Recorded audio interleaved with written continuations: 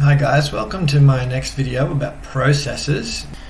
Processes can be a little bit tricky because they're all so different. Your standard process is just an image that has, let's say, 9 steps.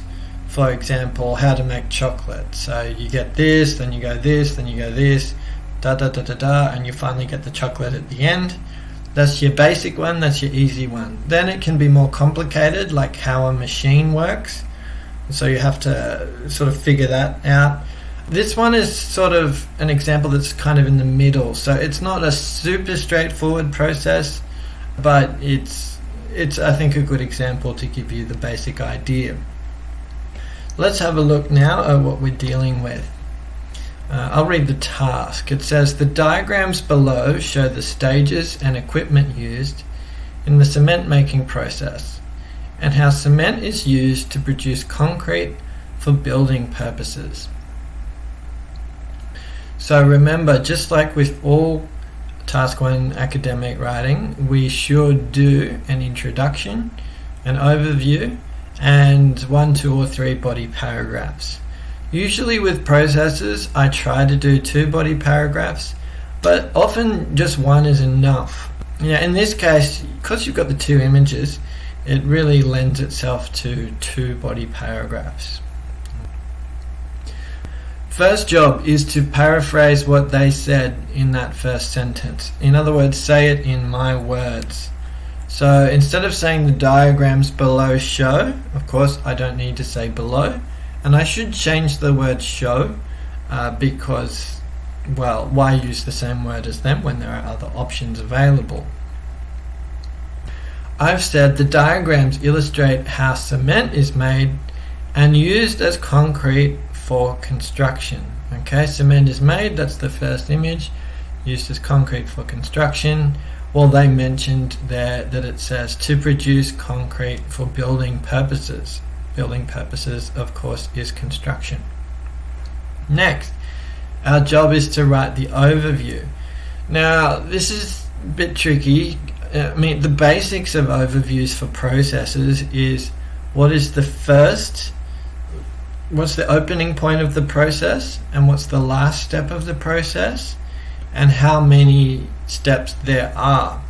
Now, you can't always do that. For example, in this case, how many steps are there? Well, it's not really clear, but you have to sort of indicate what the beginning is and what the end is. So you'll have to use your common sense here. You have to be a little bit flexible.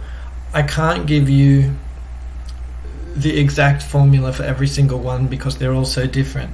But the basic idea is what's the starting point of the process and what is the ending point of the process.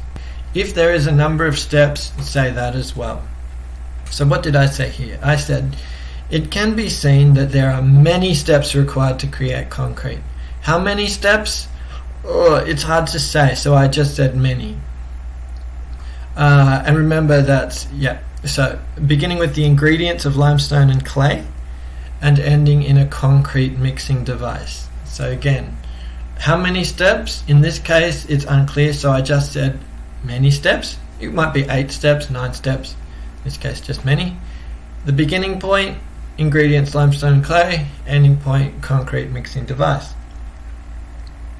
There's my introduction, there's my overview. Now, body 1, it's actually really easy, okay? You just go through from the beginning and then step by step by step. You will use a lot of passive as well because we're not going to say they put limestone in it and then they mix it and then we're not using they, okay? We're using this is what happens. So these materials are mixed, they are put into, etc., etc. You'll see in my example here. So cement production begins, or first step, with the crushing of limestone and clay. This crushing creates a powder which is fed into a mixer and then passes through a tube into a rotating heater device. So you can see through the crusher into a mixer, okay, into a rotating heating device. I'm just going through the image. The mixed powder passes through this machine and is once again rolled through a grinder. You can see the grinder there, resulting in cement, which is placed into bags.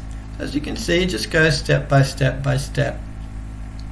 Next, concrete production. Okay, what do we do? First step through to the last step.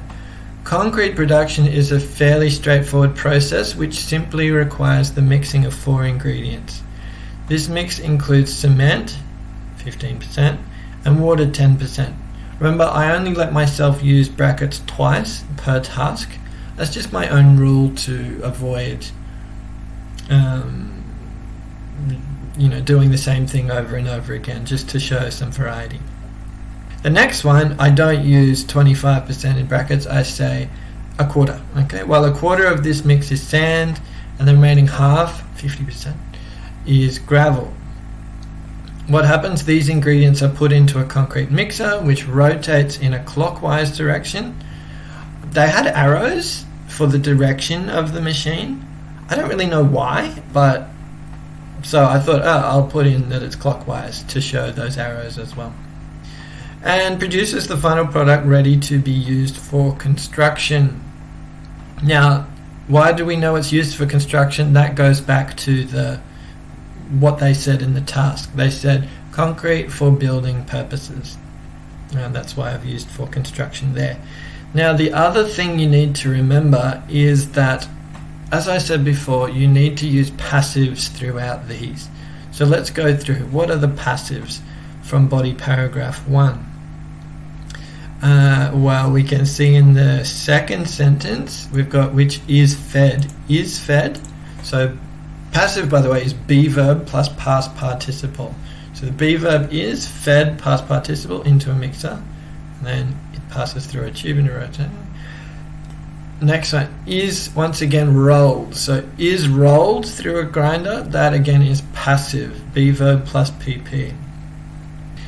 Is placed into bags. We don't say people put it into bags. We say it is placed into bags. Again, passive, is placed. What about body paragraph 2? Are there any passives?